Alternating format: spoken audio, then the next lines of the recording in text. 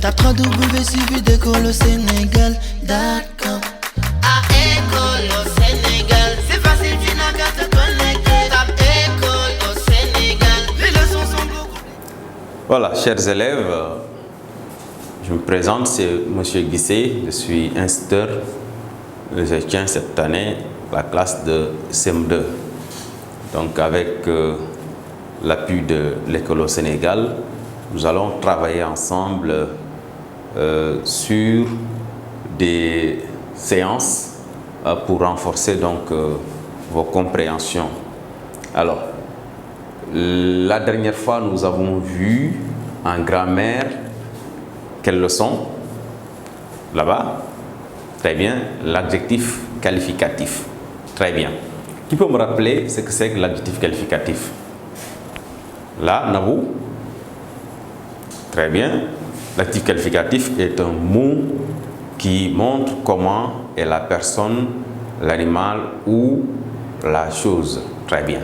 Alors, autre chose, on avait vu dans cette leçon la place de l'adjectif qualificatif. Où se place le plus souvent l'adjectif qualificatif? Là-bas, Jean. Très bien, il se place avant ou après le nom? Oui, il y avait aussi un autre emplacement de l'adjectif qualificatif qu'on avait donné. Après, un verbe d'état. Très bien. Voilà. Alors, je vais vous donner une phrase et vous allez me relever l'adjectif qualificatif. Vous êtes prêts? Abdou porte un sac lourd. Abdou porte un sac lourd. Où est l'adjectif qualificatif dans cette phrase-là? Là-bas, Kiné. Lourd. Excellente réponse. Très bien. Une autre phrase, toujours. Il faut avoir l'esprit attentif. Je ne vais pas répéter la phrase. Donc, soyez prêts. Les enfants sont contents d'avoir des cadeaux. Où est l'adjectif qualificatif dans cette phrase? Là-bas, Modou. Content. Très bien. Vous êtes très fort. Voilà. Maintenant, aujourd'hui, nous allons continuer, donc, mais en abordant ici la fonction de l'adjectif qualificatif. Donc, vous allez lire le texte silencieusement, comme on a l'habitude de le faire. Après, je vous pose des questions.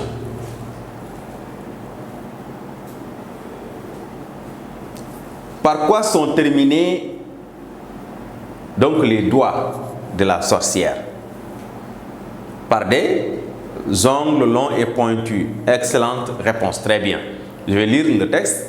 La sorcière a généralement un menton pointu, un long nez crochu couvert de poils et de verrues. Ses cheveux sont broussailleux. Elle ne les coiffe jamais. Ses doigts crochus se terminent par des ongles longs et pointus. Elle est vêtue d'une vieille rose malpropre et déchirée. Elle porte un grand chapeau noir qui cache en partie son visage hideux. Elle vit au fond de la forêt dans une maison poussiéreuse. Qui va lire? Adama?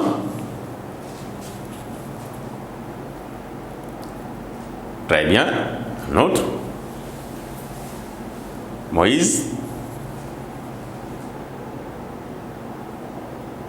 Très bien. Maintenant, nous allons voir la consigne. La consigne. Consigne donne la fonction des mots soulignés. La fonction des mots soulignés. Voilà. Donc, si on vous donne ce genre de consigne, il faut essayer toujours de bien comprendre la consigne. Là, ce qu'on dit, c'est donne la fonction. Donne la fonction. Donc, il faut connaître ce que c'est la fonction. Donc, on a l'habitude de travailler avec ce genre de consigne. Donc, la fonction du mot, c'est le rôle du mot dans la phrase. Le rôle que ce mot joue dans la phrase. N'est-ce pas? Maintenant, des mots soulignés ici, dans le texte. Des mots soulignés dans le texte. Il faut le savoir. Des mots soulignés dans le texte. Alors là, nous avons ici souligné en rouge deux mots. Pointu et long. Pointu et long. Donc, on va écrire ici pointu et long. Et les souligner.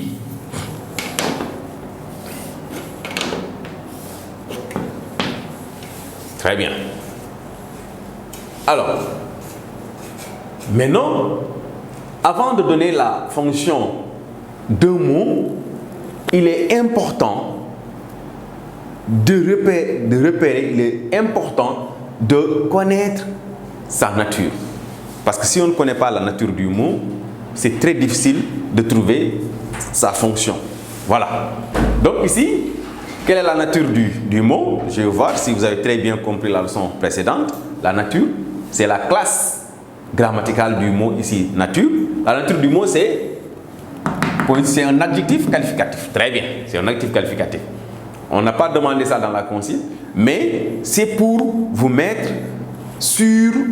Donc, c'est pour vous permettre tout simplement de retrouver les différentes techniques, les différentes étapes pour répondre à la question. Donc ici, pointu, c'est un adjectif qualificatif. Alors, on vous demande de trouver ici la fonction d'un adjectif qualificatif. Voilà, la fonction d'un adjectif qualificatif. La fonction de pointu ici. Pointu. Alors, là, vous allez revenir sur la place de l'adjectif qualificatif. Nous avons ici un adjectif qualificatif qui est placé donc après un nom. Mais ici, ce qui est important, c'est que l'adjectif est rattaché au nom. On ne va pas dire collé au nom, mais il vient juste après le nom. Donc, il est rattaché. Rien ne sépare l'adjectif qualificatif du nom qu'il qualifie. Donc, l'adjectif qualificatif est rattaché au nom. Il faut retenir ça.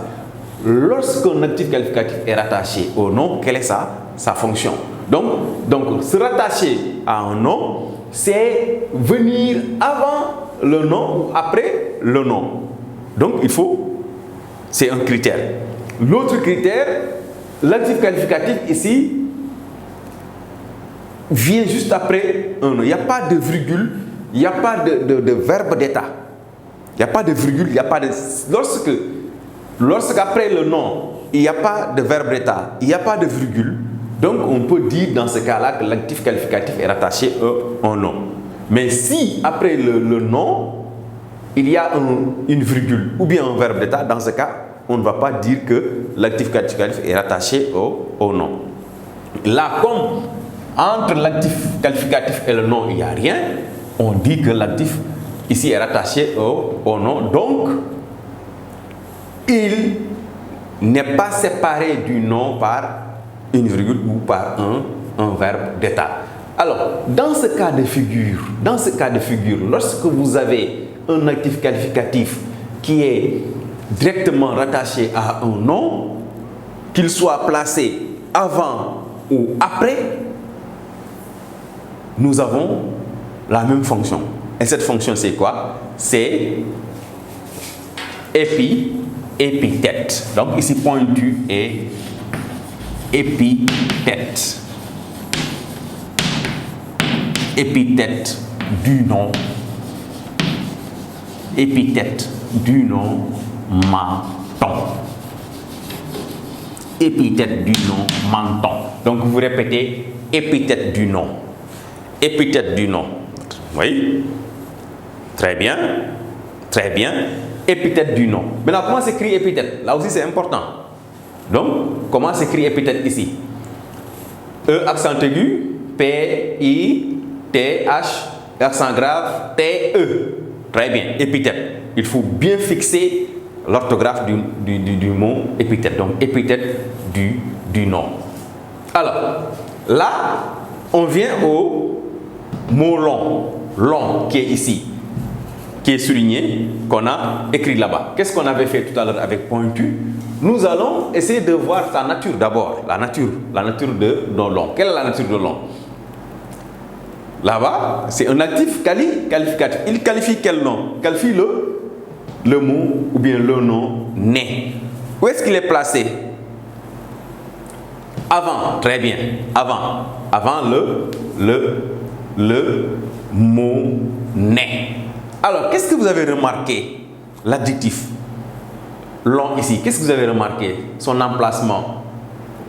Il est lui aussi rattaché directement au nez. Il est placé avant, mais il est rattaché directement au nez. Qui peut me rappeler ce que c'est rattaché à un nom? On l'avait expliqué tout à l'heure, tantôt. Rattaché à un nom revient à dire qu'il n'y a pas d'intermédiaire. Il n'y a rien entre le nom et l'adjectif qualificatif. Il est placé avant, mais sans intermédiaire. Donc, il est directement rattaché au nom. Là aussi, long, quelle est sa nature? Dans ce cas, long est aussi épithète du nom. Du nom, épithète du nom, né. Très bien. Épithète du nom, né. Alors, quand est-ce que dit-on qu'un actif qualificatif est épithète du nom? Quand est-ce que? Là-bas, très bien, l'actif qualificatif est épithète du nom lorsqu'il est rattaché directement au nom. Lorsqu'il n'est pas séparé du nom qui qualifie par une virgule ou par un verbe d'état. Voilà. Donc, lorsqu'il est placé devant un nom ou après un nom et qu'il est rattaché directement à celui-ci. Donc, dans ce cas, on dit que l'actif qualificatif est épithète du nom. La fonction de l'actif qualificatif qui est directement rattaché à un nom, c'est épithète du nom. Alors, dans la même phrase, qui peut me relever ou bien m'identifier un autre actif qualificatif épithète du nom? Là-bas, très bien, crochu. Crochu est épithète du nom né. Très bien. Voyez, couvert également est épithète du nom né, même s'il y a un autre actif qualificatif. Là, on n'a pas de virgule, on n'a pas de verbe d'état. Ce qu'on a ici, c'est un autre actif qualificatif. Donc, deux adjectifs qualificatifs peuvent se suivre et qualifier un même nom. Donc, les deux adjectifs qualificatifs qui sont ici, crochu et couvert, qualifient en même temps le mot né. Très bien. Alors, dans la deuxième phrase, est-ce qu'il y a un actif qualificatif épithète? Dans la deuxième phrase, ses cheveux sont broussailleux, elle ne les coiffe jamais. On avait tout à l'heure dit que broussailleux est un actif qualificatif, mais est-ce qu'il a la fonction épithète? Non, très bien. Il n'a pas la fonction épithète. Pourquoi? Parce que il est séparé du nom cheveux par un verbe d'état. Vous voyez un verbe d'état, le verbe d'état qui est là, le verbe être qui est là, montre ici que l'actif broussailleux n'est pas épithète du nom cheveux. Voilà. Donc, vous avez très bien compris que broussailleux ici n'est pas un actif qualificatif épithète. Voilà. Donc, pour qu'un actif soit épithète du nom, il faut qu'il soit directement rattaché au nom. Très bien. Alors, je vais vous laisser recopier la dernière phrase du texte. Elle vit au fond de la forêt dans une maison poussiéreuse. Et à la maison, vous allez m'identifier donc un actif qualificatif épithète du nom dans cette phrase. Voilà. Chers élèves, la leçon se termine ainsi et on se retrouve la prochaine fois, Inch'Allah.